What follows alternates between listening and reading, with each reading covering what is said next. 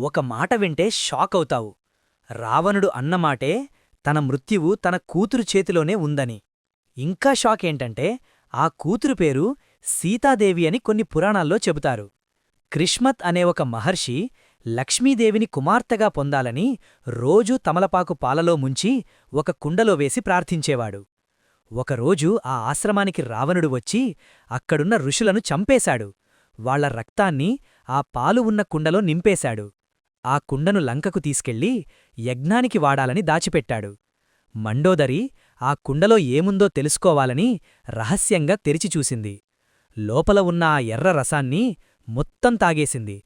దాంతో ఆమె గర్భవతి అయింది. ఒక ఆడపిల్ల పుట్టింది. ఈ రహస్యం బయటికి రాకూడదని ఆ బిడ్డను కుండలో పెట్టి మిథిలాభూమిలో పాతేసింది. అందుకే కొంతమంది సీతాదేవి రావణుడి కూతురే అంటారు. మీరేమంటారు?